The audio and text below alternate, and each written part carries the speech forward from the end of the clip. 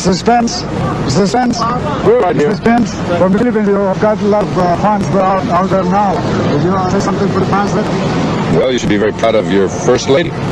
She's a marvelous woman, a woman of great courage. She inspired us all. The evidence established without a doubt that she was utterly innocent, that it was a wrong charge, that was politically motivated, and that was a shame. But the most urgent reason I was looking forward to my coming to this hearing of the Philippine Senate is to seek your help, honorable senators, to help me implement the last will and testament of the late President Marcos to enlist assets in the hands of trustees, to implement the Marcos Humanitarian Foundation so that we can help the country in our economic crisis and help the Filipino people in their agony and suffering. Mrs. Marcos thanked the Filipino people and everyone who supported her throughout the trial. Thank you. Ma'am, matutuloy. Thank you. Thank you. Well, I thank our team for the prayers for the vindication of the Marcos and the Filipino people. Thank you.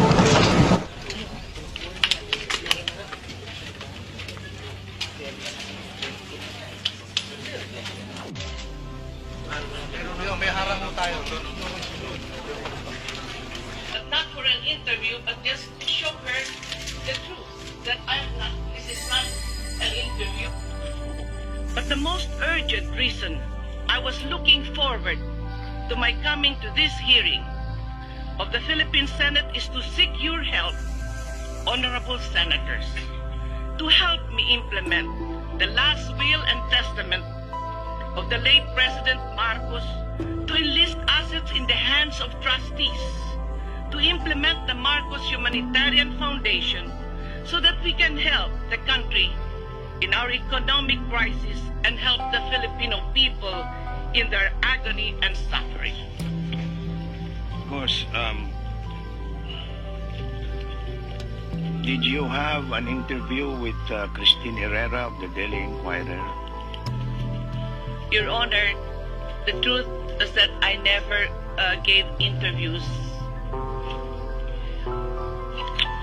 Among the names that you mentioned in this interview was the name of Lucio Tan.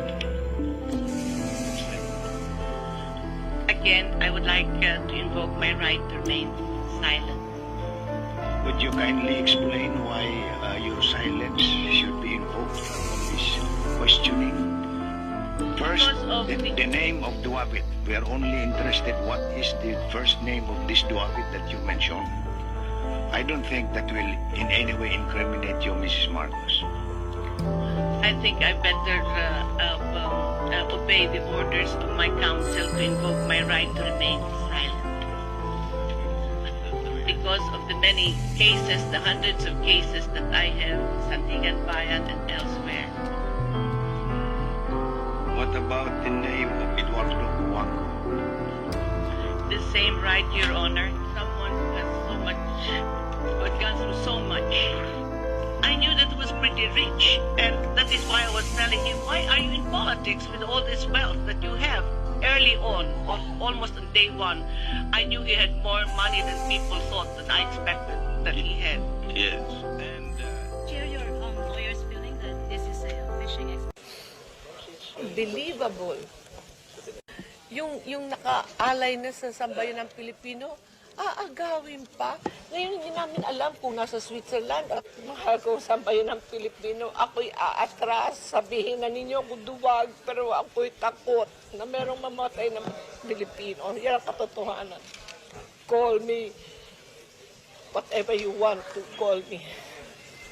But I love the people, and I don't want them killed, even at the expense of them making a joke of me or insulting me. I will not be part of this criminal act of a bloody election where many Filipinos will die. Justice to us and harassment. When they knew that I was about to run, I had a conviction, and then afterwards disqualification. My qualification was questioned. This was the time si Imelda gusto niya tumakbo bilang presidente, kaya nagsasobrang dami ng mga black propaganda pinagagawa sa mga lalaki. May hinala siya na magkakaroon ng bloody election pag pinuloy niya yung pagtakbo niya. Kaya ang ginawa niya, pumunta siya sa mga royalista niya at ipaalam niya na siya'y uurong gawa ng ayaw niya na the ultimate injustice of a possible bloody election, I, Imelda Romualdez Marcos, now withdraw from the presidential race on May 11, 1998. And I now call on all the Marcos loyalists and the entire Filipino people to be vigilant in the forthcoming election and to safeguard the votes so that democracy will prevail.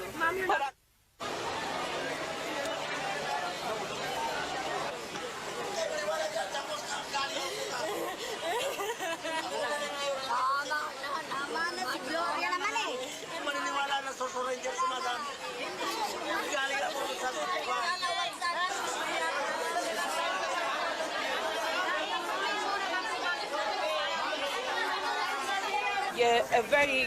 Hopefully it's a peaceful protest because enough is enough. Whatever this government wants to do more, what more can they do?